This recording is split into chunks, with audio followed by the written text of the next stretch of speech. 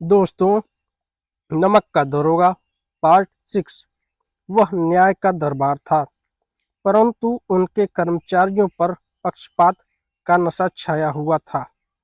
किंतु पक्षपात और न्याय का क्या मेल। जहाँ पक्षपात हो वहाँ न्याय की कल्पना नहीं की जा सकती। मुकदमा शीघ्र ही समाप्त हो गया। डिप्टी मजिस्ट्रेट ने अपनी तजवीज़ में लिखा, पंडित अलोपीदीन के विरुद्ध दिया गया प्रमाण निर्मूल और भ्रमात्मक है। वह एक बड़े भारी आदमी है। यह बात कल्पना के बाहर है कि उन्होंने थोड़े लाभ के लिए ऐसा दुस्साहस किया हो। यद्यपि नमक के दरोगा मुंशी वंशीधर का अधिक दोष नहीं है, लेकिन यह बड़े खेद की बात है कि उनकी उद्दंडता और विचारहीनता के कारण एक भले मानुष को कष्ट झेलना पड़ा। हम प्रसन्न हैं कि वह अपने काम में सजग और सचेत रहता है, किंतु नमक के मुकदमे की बड़ी हुई नमक से हलाली ने उसके विवेक और बुद्धि को भ्रष्ट कर दिया। भविष्य में उसे होशियार रहना चाहिए।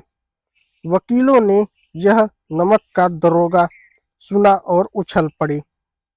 पंडित अलोपीदीन मुस्कुराते हुए बाहर निकले। स्वजन बांधवों ने रुपए की लूट की। उदारता का सागर उमड़ पड़ा। उनकी लहरों ने अदालत की नींव तक हिला दी। जब वंशीधर बाहर निकले तो चारों ओर उनके ऊपर व्यंग बाढ़ों की वर्षा होने लगी। चपरासियों ने झुक झुक कर सलाम किया, किंतु इस समय एक कटु वाक्य, एक एक संकेत उनकी गर्वाग्नि को प्रज्वलित कर रहा था। कदाचित इस मुकदमे में सफल होकर वह इस तरह अकड़ता। उन्होंने सागर का, संसार का खेद जनक विचित्र अनुभव हुआ। न्याय और विविधता, लंबी चौड़ी उपाधियां, बड़ी बड़ी दाढ़ियां, ढीले चोगे एक सच्चे आदर का पात्र नहीं है। वंशीधर ने धन से बैर मोल लिया था। उनका मूल्य चुकाना अनिवार्य था। कठिनता से एक सप्ताह बीता होगा कि मुअत्तली का फरमाना आ पहुंचा। कार्य पर परायणता का दंड मिला। बेचारे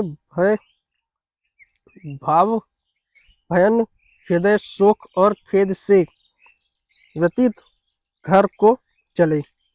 बूढ़े मुंशी जी तो पहले ही से कुटपुटा रहे थे कि चलते चलते इस लड़के को समझाया था, लेकिन इसने एक न सुनी।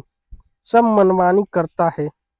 हम तो कलवार और कसाई के तगादे सहें, बुढ़ापे में भगत बनकर बैठे और वहाँ बस वही सूखी तनख्वाह। हमने भी तो नौकरी की है और कोई ओहदेदार नहीं थे, लेकिन काम किया, दिल खोल कर किया और ईमानदार बनने चले हैं।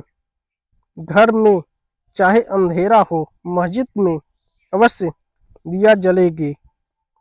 खेद ऐसी समझ पर पढ़ा लिखा सब अकार्थ गया।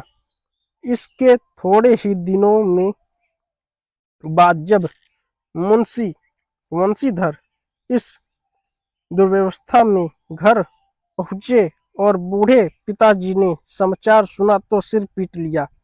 ऐसी कहानी सुनने के लिए मेरे चैनल को सब्सक्राइब करें, वीडियो को लाइक करें और ज़्यादा से ज़्यादा लोगों तक इस